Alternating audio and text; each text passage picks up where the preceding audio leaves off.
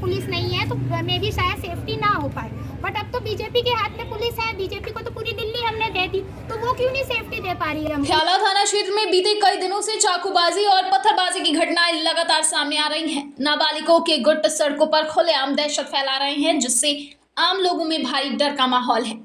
4 दिनों से जारी हिंसा के बावजूद पुलिस की ओर से कोई सख्त कार्रवाई नहीं हुई है, जिससे स्थानीय लोगों में गहरा आक्रोश है।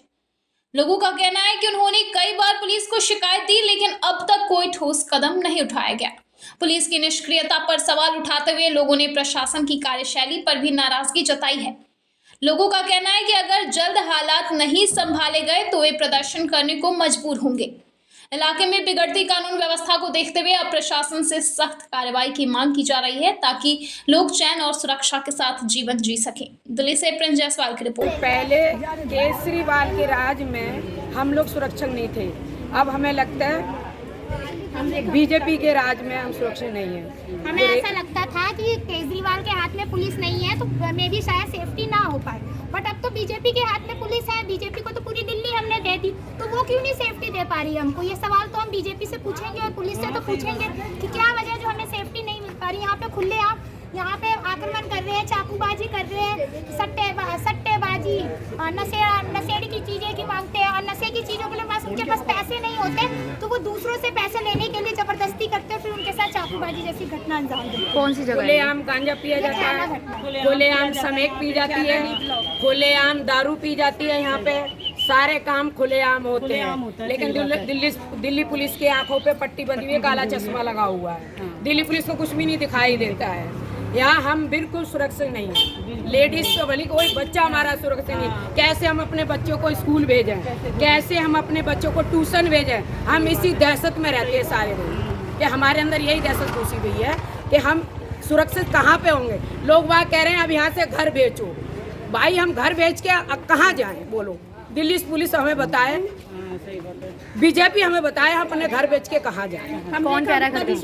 हाँ, हम लोग सब बोल रहे हैं, हम घर बेचेंगे। सेव करो, हमारे बच्चों के लिए हमें प्रोटेक्शन नहीं तो अगर पुलिस हमारे यहाँ हमारी सुरक्षा का नहीं ले रही है तो हम जाके थाने पे खुद थाने का घेराव करेंगे। हम थाने पे जाके धरना देंगे। क्यों? हम जब तक हमारी पुलिस सुनेगी नहीं तब तक कोई कार्रवाई आगे होगी नहीं। पुलिस का काम है हमारी सुनना, जनता किस लिए चुनती है, इसीलिए चुनती है ना। केजरीवाल के राज में तो हम लोग एक मोहताज से थे। मोहिन नाम का लड़का है जिसके रात को कल 7 के बीच में चापड़ मारा है, हाथ पूरा उसका कटा हुआ है, सर पे उसके गले पे मारा हुआ है, कई चाकू उसके लगे हुए हैं।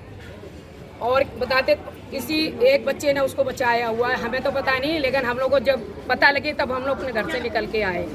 आज उसकी वो कंडीशन है कि वो मौत के और उसके दरमियान में जूझ रहा है। शाम को बताइए उसकी सर्जरी होगी, प्लास्टिक सर्जरी बोली गई है। अभी तक वो अपने हालात में सही नहीं है। खून चढ़ाने के लिए भी बोला है, उसके खून भी चढ़ेगा, ऑपरेशन होगा, ऑपरेशन बताया होगा, ऑपरेशन होगा। लेकिन दिल्ली पुलिस अभी तक एक बार भी चक्कर लगाने भी नहीं आई है यहाँ पे, एक बार घूमने भी नहीं आई। मीडिया फिर भी आ गई, दिल्ली पुलिस नहीं आई है यहाँ पे। और सबसे बड़ी बात है, जब दिल्ली का SHO ही ऐसा है हमारे ख्याला थाने का, तो पुलिस क्या करेगी?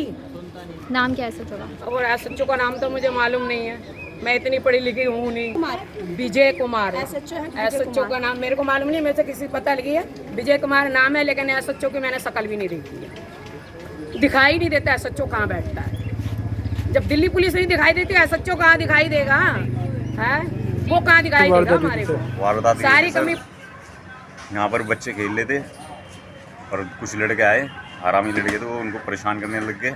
मैं ऊपर से चिल्लाया, मैंने उनको मना किया, वो मेरे को गाली देने लग गए, कहने लगे हम तेरे को सिखाएंगे, तू नीचे आ। मैं नीचे आया, उन्होंने एक मेरे पे हमला कर दिया, पेचकस वगैरह और छुरी थी हाथ में मेरे में, यहाँ पर छुरी, पेचकस छुरी मारी, और मेरे यहाँ पर भी मैं जब भागा तो मेरे यहाँ पर मारी। फिर उसके बाद अगले दिन एक लड़के को मेरे भाई ने उठवाया। फिर शाम के टाइम मेरा भाई गया पार्क के अंदर खाना वाना खा के टहलने के लिए। फिर 3 लड़कों ने उस पर हमला किया चाकू से, ठीक है। उसके यहाँ चाकू मारा और यहाँ चाकू मारा, हर जगह मतलब उसको घायल कर दिया बहुत ज़्यादा।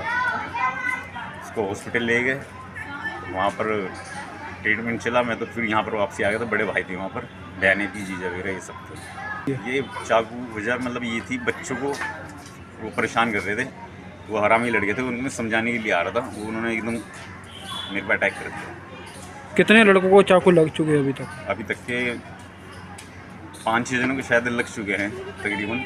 वो डेली मतलब यही काम कर रहे हैं।